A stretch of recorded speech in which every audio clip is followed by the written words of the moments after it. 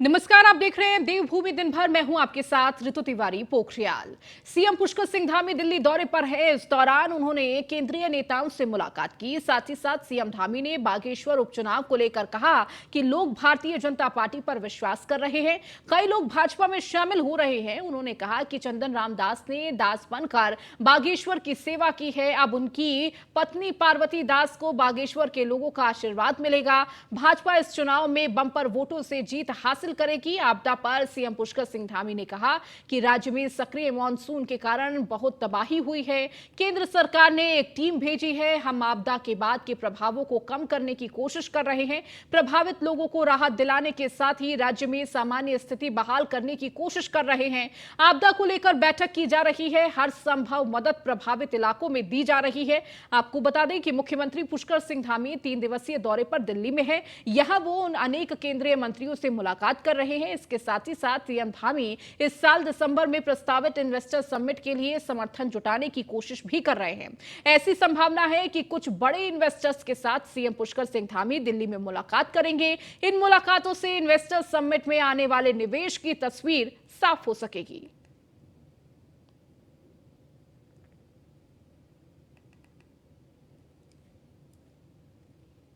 कुछ हमारे केंद्रीय मंत्रीगणों से उत्तराखंड के जो प्रस्ताव हैं, उत्तराखंड के संबंध में कुछ बिजली विभाग से संबंधित कुछ कार्य हैं, उन कार्यों के संबंध में अनुरोध करना है। और एक ग्लोबल इन्वेस्टर समिट हम लोग दिसंबर माह में उत्तराखंड में प्रस्तावित की है।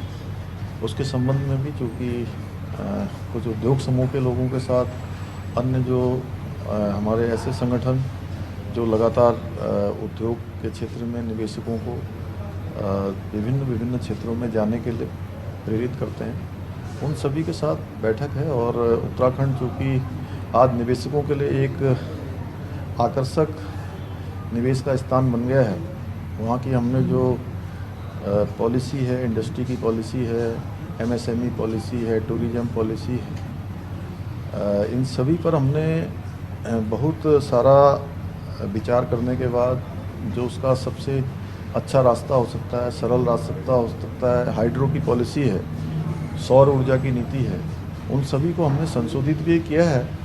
और जो उद्योग समूह के लोग हैं उनके साथ बात करने के बाद उनके जो सुझाव थे, उन सुझावों को भी हम अमल में लाए हैं। देहरादून में हमने इसकी बैठक की है, सभी के सुझाव लिए हैं, यहाँ भी करेंगे, उसके बाद देश के अन्य स्थानों पर भी करेंगे। सर करीब अभी तक चूँकि पहले से भी जो है लगभग 22,000 करोड़ के हमारे पास प्रस्ताव भी आ चुके हैं जिनकी ग्राउंडिंग होनी है, लेकिन इस बार हमने बड़ा लक्ष्य रखा है और 2.5 लाख करोड़ के एमओयू। और लेकिन उससे पहले इस बार ये ज़रूर किया है कि जो ग्राउंडिंग है वो ग्राउंडिंग हमारी जब हमारा मुख्य कार्यक्रम होगा इन्वेस्टर ग्लोबल समिट में, जब हम सभी को बुलाएंगे, सब लोगों के साथ बात करेंगे, सबको आमंत्रित करेंगे, तो उससे पहले ग्राउंडिंग निश्चित कर लेंगे।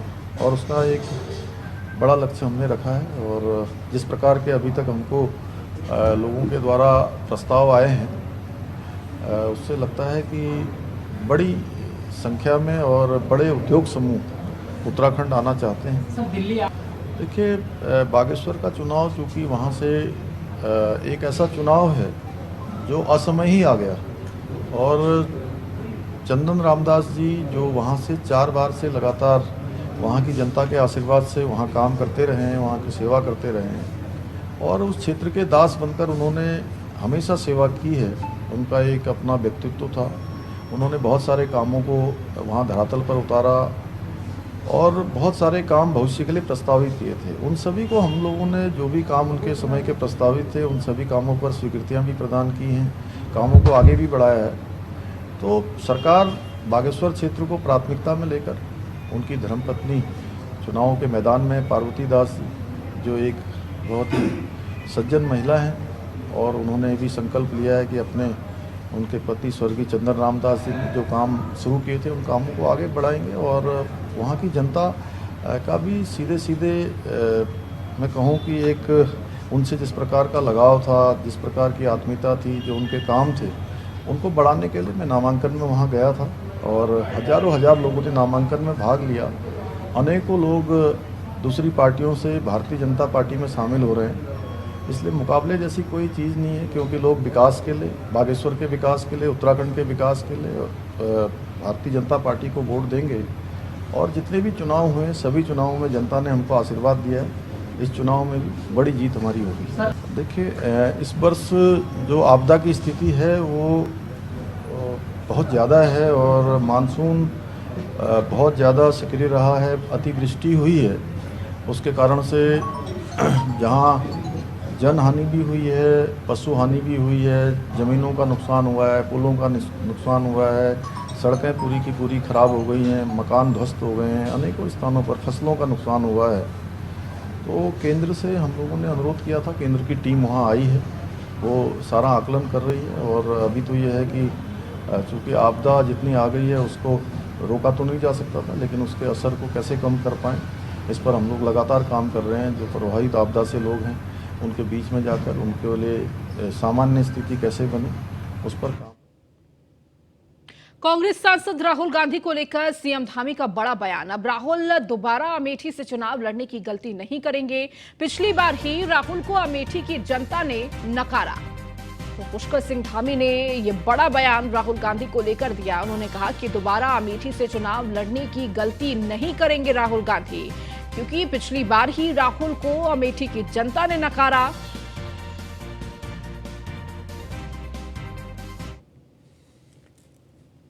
वो पिछली बार भी चुनाव अमेठी से लड़े थे और उसका परिणाम देखा था, इसलिए मैं समझता हूं कि अब वो ऐसी गलती नहीं करेंगे। धन्यवाद। मुख्यमंत्री पुष्कर सिंह धामी के दिल्ली पर इस दौरे को अपना निजी स्वार्थ बताया है। उन्होंने कहा कि 5,000 करोड़ का जीएसटी नुकसान, प्रदेश की जनता के लिए आर्थिक पैकेज, बेरोजगारों के लिए बड़ा निवेश और अग्निपथ योजना में बदलाव लाते तो वह जनता के और हमारे लिए प्रशंसनीय होता।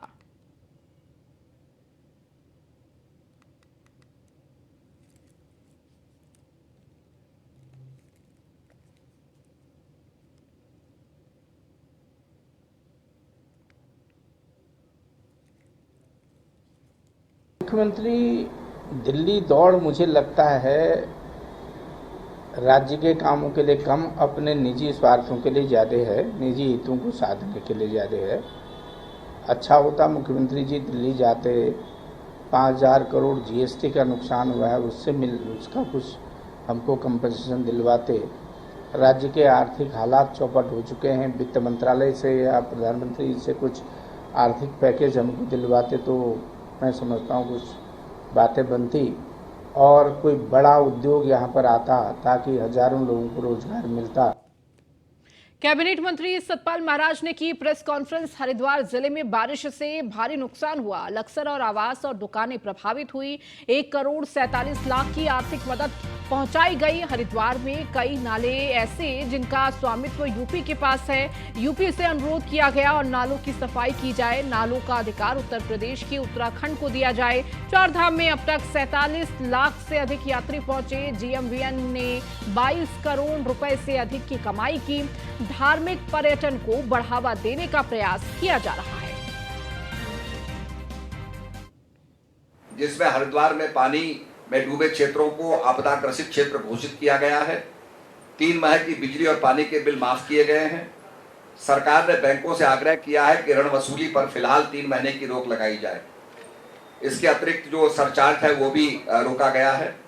इसके अतिरिक्त हमारे द्वारा नदियों को चैनलाइजेशन करवाए जाने और समुचित ड्रेनेज की व्यवस्था कराए जाने के निर्देश भी दिए गए हैं और इसके लिए हम ड्रेनेज का सेक्शन भी बना रहे हैं। जब हम लोगों ने वहां पर स्थलीय निरीक्षण किया तो ये पता चला कि कुछ नाले ऐसे हैं जो नाले अभी भी उत्तर प्रदेश के पास हैं। तो हम उत्तर प्रदेश के माननीय मंत्री स्वतंत्र देव सिंह जी से प्रार्थना करेंगे कि इन नदियों के नालों की सफाई कराई जाए और उनसे आग्रह करेंगे कि नालों का जो है इनका अधिकार। मौसम विभाग ने एक बार फिर से उत्तराखंड में भारी बारिश का अलर्ट जारी किया है। मौसम विभाग के निदेशक विक्रम सिंह ने मौसम का पूर्वानुमान जारी करते हुए रविवार से प्रदेश भर में भारी बारिश का अनुमान जताया है। मौसम विभाग के निदेशक विक्रम सिंह का कहना है कि रविवार को प्रदेश के 3 जिले देहरादून, नैनीताल, बागेश्वर में भारी बारिश की संभावना है। इसके बाद 21, 22, 23, 24 और 25 अगस्त को प्रदेश भर के अधिकांश जिलों में भारी बारिश से बहुत भारी बारिश का अलर्ट है, जबकि 26 अगस्त से में भारी बारिश से राहत मिलने की उम्मीद है।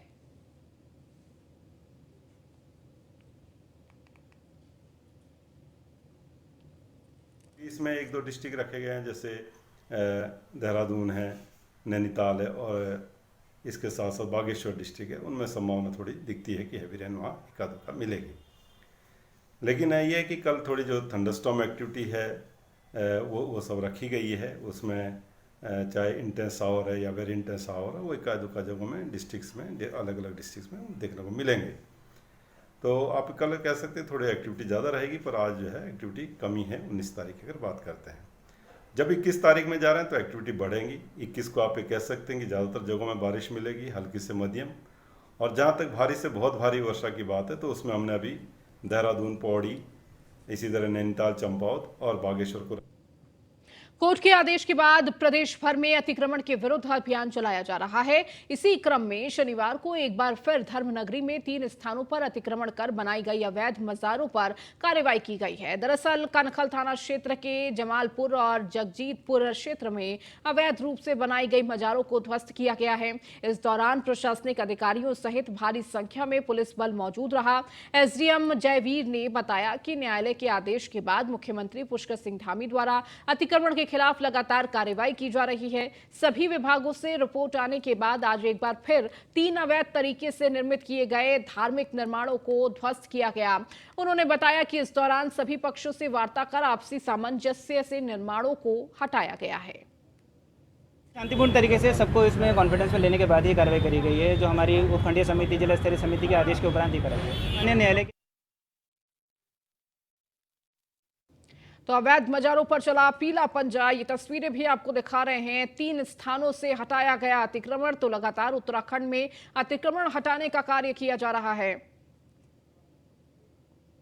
राजधानी देहरादून में उत्तराखंड सूचना एवं लोक संपर्क विभाग ने मीडिया कर्मियों के साथ भारतीय स्टेट बैंक की वर्कशॉप आयोजित की है, जिसमें मीडिया कर्मियों को बैंक से मिलने वाले लाभ की जानकारी दी गई। वर्कशॉप में स्टेट बैंक ऑफ इंडिया के अधिकारियों ने बताया कि किस प्रकार से यहां पर खाता धारकों को विभिन्न माध्यमों से लाभ दिया जाता है और उसे लाभ से कैसे एक व्यक्ति अपनी आर्थिक स्थिति को सुदृढ़ और मजबूत कर सकता है। सरकार का एक विशेष प्रयास है कि उन्होंने बैंकों के साथ एक एमओयू किया और हमारे जितने भी बैंक हैं जहां उन्होंने एक स्पेशल पैकेज दिया है, जो भी हमारे उत्तराखंड की स्टेट के सरकारी कर्मचारी हैं जिनके अभी सैलरी पैकेज जाता है, उसको बिना कोई और अन्य पेमेंट किए हुए बहुत सारे फायदे मिलते हैं। जैसे डेबिट कार्ड का फीस नहीं होती है, उस पर पर्सनल एक्सीडेंटल इंश्योरेंस मिल जाता है जो कि 50 लाख और 1 करोड़ तक का। तो ये काफ़ी फायदेमंद है। बिना पेमेंट किए हमको चाहिए कि हम अपने सैलरी अकाउंट को मैप कराएं। सरकार का एक विशेष प्रयास है। आज इस आयोजन में हम लोगों ने अपने ग्राहकों को यही बताने का प्रयास किया है कि अगर आपका अकाउंट भारतीय स्टेट बैंक में कहीं पे भी है तो उसको आप सैलरी अकाउंट में कन्वर्ट करवाएं, और अगर आपका अकाउंट हमारी बैंक में नहीं है और सैलरी तो आप हमारे बैंक में अकाउंट ओपन करके उसमें सैलरी रिसीव करें, जिससे कि ये सारी सुविधाएं आपको हम लोग प्रदान कर सकें। और ये मीटिंग बहुत ही सौहार्दपूर्ण रूप से हुई। इसमें हमारी सहयोगी आरती थपलिया, अंकिता श्रीवास्तव और अनुराग जी ने हमें मेरी माटी मेरा देश अभियान के अंतर्गत नगर निगम टाउन हॉल में स्वतंत्रता संग्राम सेनानी एवं वीरों के परिजनों को सम्मानित किया गया। इस अवसर पर देश के लिए बलिदान देने वाले वीरों को याद भी किया गया। कार्यक्रम में कैबिनेट मंत्री सुबोध उनियाल, गणेश जोशी और मेयर सुनील उनियाल गामा मौजूद रहे। माटी मेरा देश के तहत जो है पूरे देश भर में कार्यक्रम हो रहे हैं। उसमें स्वतंत्रता सेनानी जो हमारे सैनिक शहीद हुए हैं और जो हमारे आंदोलन के टाइम पे को सबको यहाँ पर जो है मेरी माटी में मेरा देश के तहत जो है सम्मानित करने का कार्यक्रम जो है पूरे देश में चल रहा है। पिछले वर्ष जो है हमने घर घर तिरंगा अभियान चलाया था, उसमें भी देशभक्ति का जुनून जो है पूरे देशवासी शहीद जिन लोगों ने अपनी शहादत दी देश की आज़ादी में और देश के सीमाओं की रक्षा करते हुए विभिन्न युद्धों में, उनके परिवारों को सम्मानित करने का काम आज नगर निगम में हुआ, जिसमें मुझे भी आने का अवसर मिला। और ये जिस तरह से इन लोगों के परिवार के सदस्यों ने शहादत दी और किस कष्ट को झेलते हुए गर्व के साथ ही अपनी जीवन व्यतीत कर रहे हैं, उनको सम्मानित करने के पीछे माननीय प्रधानमंत्री जी की यही भावना है कि पूरे देश के अंदर जो शहीदों ने शहादत दी उनके बारे में लोगों को जानकारी हो और उनके परिवार को भी लगे कि ये देश पूरी तरह से उनके प्रति। पहाड़ी के दरकने से देहरादून के विकासनगर तहसील के दुर्गम में स्थित जाखन गांव भूस्खलन की चपेट में आ गया था। भूस्खलन में 10 मकान जमींदोज हो गए थे, 2 को आंशिक क्षति पहुंची थी, 7 गौशालाएं भी तबाह हो गई।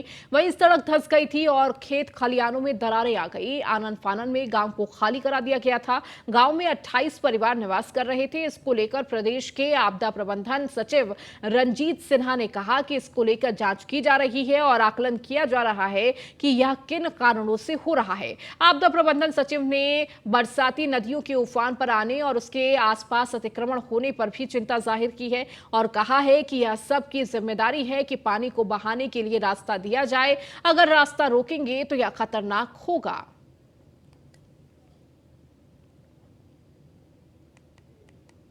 पौड़ी में महिला होमगार्ड भर्ती के आवेदन को लेकर महिलाओं में जबरदस्त उत्साह नजर आ रहा है। इस दौरान अभी तक 956 महिला अभ्यर्थियों ने आवेदन किया है। आगे प्रक्रिया शुरू की जाएगी।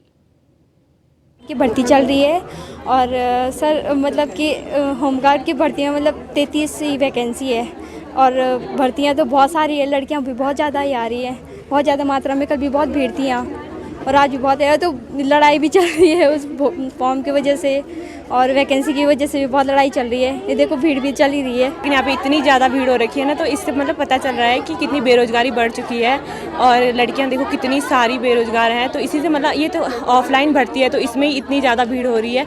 अगर ये ऑनलाइन होती तो पता नहीं कितने ज़्यादा लोग भरते और कहाँ कहाँ से भरते।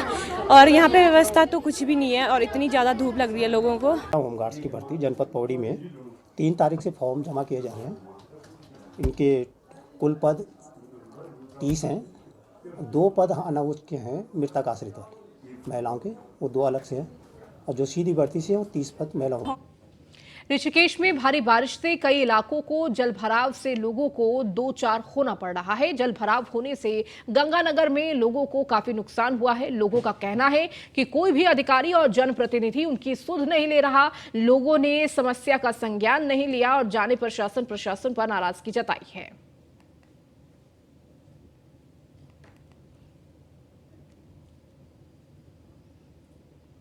देहरादून जिले की विकासनगर तहसील क्षेत्र में आपदा की जद में आए जाखन गांव के पीड़ित परिवारों को सरकार की तरफ से आर्थिक मदद देने का फैसला लिया गया है। विकासनगर विधानसभा सीट से बीजेपी विधायक मुन्ना सिंह चौहान ने इसके बारे में जानकारी दी। उन्होंने बताया कि उनकी तरफ से एसडीएम को निर्देश दिए गए हैं कि अगले 6 महीने पर प्रत्येक परिवार को 4,000 रुपए महीना मकान किराए के रूप में दिया जाए। शुक्रवार 18 अगस्त को विधायक मुन्ना सिंह चौहान ने अधिकारियों और आपदा पीड़ित परिवारों के साथ बैठक की है।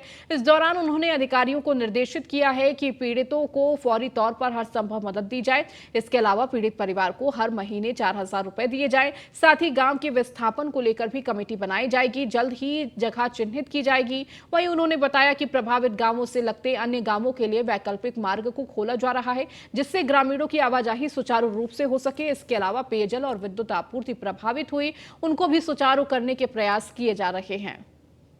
सोना, बैठना, भोजन, शेल्टर, वो फौरी राहत तत्काल उसी रात को शुरू कराई गई। कम्युनिटी किचन भी शुरू करा दिया गया। अब धीरे धीरे प्रभावित लोग प्रयास कर रहे हैं कि उनको और सुविधाजनक तरीके से सेटल किया जाए, लेकिन ये रिलीफ का प्रारंभिक चरण है। उसमें कुछ जिसे कहना चाहिए एक्स ग्रेशिया है, अहेतुक राशि है, वो वितरित कर दी गई। अभी कम्युनिटी किचन भी चल रहा है, कुछ हम लोग राशन के पैकेट्स भी उपलब्ध करा रहे हैं। चलिए इस बुलेटिन में फिलहाल इतना ही। बने रहिए न्यूज़ 1 इंडिया के साथ।